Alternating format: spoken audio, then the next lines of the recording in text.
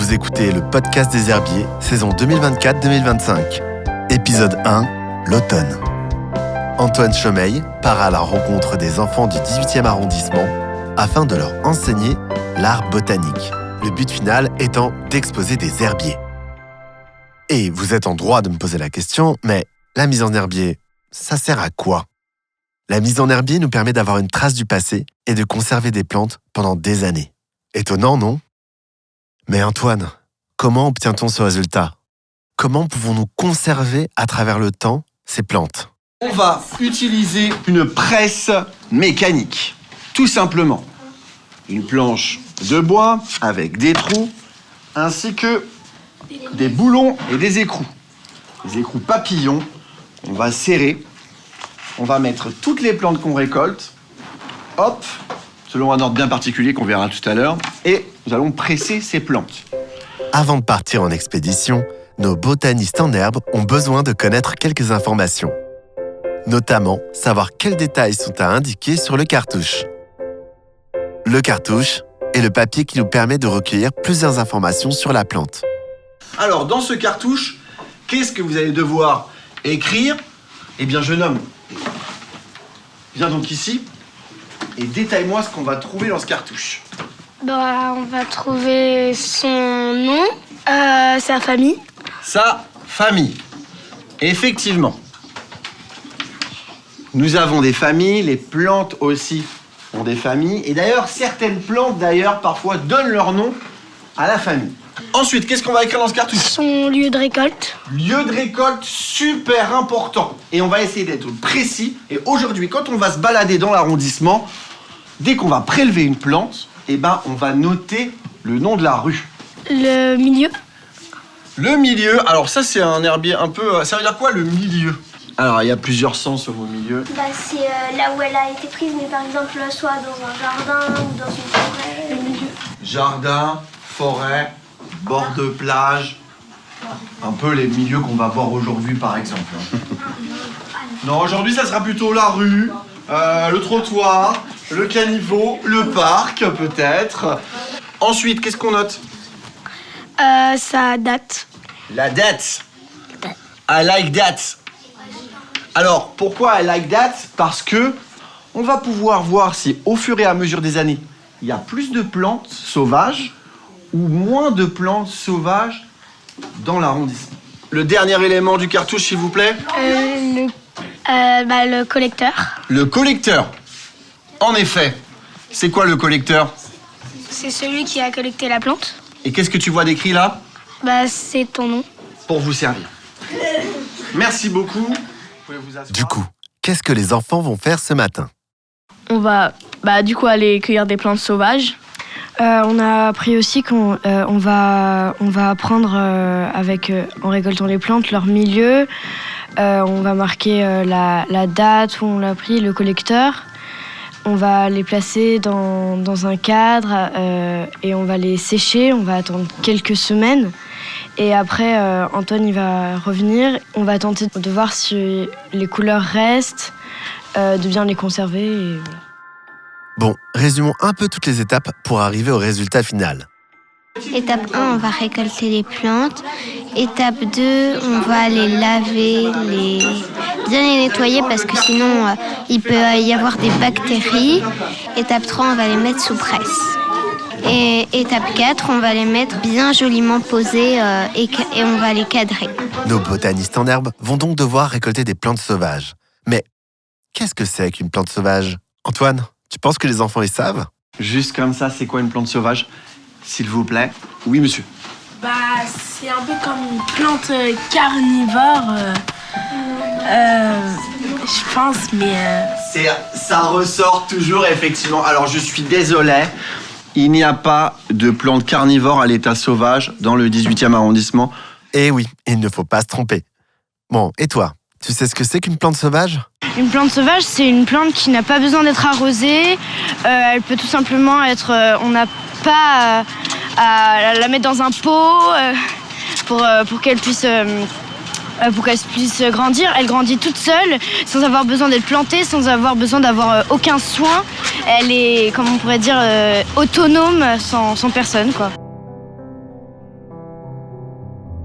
on va vous expliquer les organes d'une plante. Déjà, on a les racines tout en bas, c'est ce qui permet à la plante de vivre. On a la tige, on a aussi les feuilles, on a les fleurs, on a les fruits, les graines plutôt. Et j'ai tout dit, voilà. Maintenant, direction l'aventure. Nos botanistes enfilent leur manteau, descendent les escaliers pour aller dans la jungle de la ville. Très rapidement, une première découverte apparut. On passe à travers les pierres. Regardez, il y a une petite fente. Et dans cette petite fente, il y a des mégots de cigarettes. Et à travers les mégots de cigarettes, il y a un tout petit peu de terre. Et dans ce tout petit peu de terre, les plantes, elles arrivent à passer. Mais aussi, regardez la barrière. La barrière ici les protège et empêche qu'on marche dessus. Parce que si on marche sur ces plantes toute la journée, qu'est-ce qu'elles vont faire? Elles vont pas pousser. Pareil par là-bas, regardez. Il y a la grille du chantier, personne va marcher exactement là-bas. Donc elles sont pas piétinées, c'est bon. Pour en savoir plus sur les plantes, Antoine a une astuce. Il a avec lui des grimoires. On voit des fleurs de quelle couleur?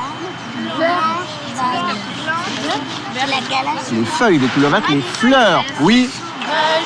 J'ai l'impression de voir des mini bouts de fleurs blanches et jaunes et blanches. Jaune et blanche, très bien. Alors, ma grande, oui. Tu vas prendre le grimoire et sur la tranche du grimoire, regarde. La tranche, c'est ça? Ouais. Sur la tranche du grimoire, regardez, c'est un grimoire pas comme les autres. Qu'est-ce que tu vois sur la tranche? Il y a des couleurs. Effectivement, regardez. Il y a des couleurs. Et ça correspond aux couleurs des fleurs. Et il y a notamment la couleur des fleurs qui sont jaunes au milieu et blanches autour. Ben, c'est génial. Donc, tu vas pouvoir repérer. C'est un petit endroit. C'est ça. Ouais. Je te rends à cet endroit-là et tu voilà. vas. Mais quand même, venez là. C'est ça? C'est ça? Ça ressemble vachement en tout cas. Oui, c'est ça. Non, je suis pas sûre. Mais ça, c'est pas ça. On doit l'aider. Je pense qu'elle a déjà. Mais je sais pas si c'est ça. C'est ça? Oui, non. Alors, la morelle noire, attention, parce que c'est une plante toxique. Ça, si vous mangez ça, c'est l'hôpital. Déjà. On feuillette. Est-ce que c'est une pâquerette? Non. Regardez-là. Non mais, regardez. Non. Matricaire. Non. C'est là. Non. C'est ça. On l'a trouvé. Et là, attention, la botanique commence. On a le choix entre deux plantes. On a le galinsoga à petites fleurs et le galinsoga cilié. C'est le galinsoga à petite fleur. Est-ce que c'est le cilié ou est-ce que c'est le petite fleur? Petite fleur. Bah, je sais pas, on va lire les descriptions pour voir ce qui correspond mieux. Les enfants ont poursuivi leur expédition jusqu'au parc. Et là-bas, l'un d'entre eux a fait une découverte plutôt originale. Il y a quelqu'un qui a passé qui a demandé c'était quoi la plante qui était vraiment au pied de la grille du terrain de foot. Et Antoine il s'est rendu compte que c'était un arbre, le début d'un arbre qui pouvait pousser comme celui-là. Là. Il fait combien de mètres l'arbre là dont tu parles? Il fait à peu près À la volée. Hein. 3 mètres, on va dire 3 mètres, 4 mètres, 5 mètres. Un petit peu plus, ouais, il fait peut-être 10 mètres. Ouais. 10 mètres, 10. Je pense, ouais. Non, si tu te dis qu'on va... Oh, regarde, je fais quasiment 2 mètres, moi. Non. Bah, moi, je fais quasiment 2 mètres, je fais 1,85. 10 mètres, c'est bien. Tu vois ce que je veux dire? De quoi? C'est vrai qu'il peut devenir grand. Ouais. Allez, Ça on fait avance. grand 10 mètres quand même. Oui, Je dirais presque c'est grand. Sur la route, encore une autre découverte. Cette fois-ci, du souci. Nous allons récolter quelques soucis que vous allez faire sécher et dans la classe cette année, vous allez faire votre propre baume de plantes. Celle-là, elle n'est pas dans l'herbier, ça va être une autre activité. C'est pour parler des usages. Des baumes à Mais peut-être que le baume, vous allez pouvoir l'exposer à la fin de l'année. Oh ouais. On ne sait jamais. Tout est possible. Moi j'en vends vite. Regardez, s'il vous plaît, j'ai récolté 1, 2, 3, 4, 5, 6 plantes. Vous allez les laisser sécher. Quand je viendrai la prochaine fois, on les mettra dans de l'huile. L'un de nos explorateurs botaniques a essayé de manipuler de l'ortie. Voyons le résultat. Mais comment ça se fait? Parce qu'à un moment j'en ai touché une sans faire exprès. Je sais. Comment ça se fait qu'elle pique pas? Quand tu la touches, en fait, elle a un détecteur de pression et elle va t'envoyer du liquide urticant dessus. Si jamais tu n'actives pas ce détecteur de pression, tu peux t'en sortir. Mais généralement, il faut pas trop jouer avec parce qu'elle finit par t'avoir. Mais si vous vous faites piquer, pas de panique. Aux grands mots, les grands remèdes. Et je vous ai trouvé la fameuse plante qui guérit les piqûres d'ortie. Le plantain. Ah oui. Ah mais je le connaissais. Le plantain, si jamais vous êtes piqué par l'ortie, vous prenez la feuille, vous la réduisez en bouillie un peu dans votre main avec votre ongle et voilà. Alors qu'à ta place, vraiment, non, c'est plutôt vous. C'est pas tu la poses, c'est vraiment tu l'appliques. Tu l'appliques. Donc, plantain, on la garde. Ça fait pas mal de plantes déjà là, je pense qu'on va être bon, on peut rentrer.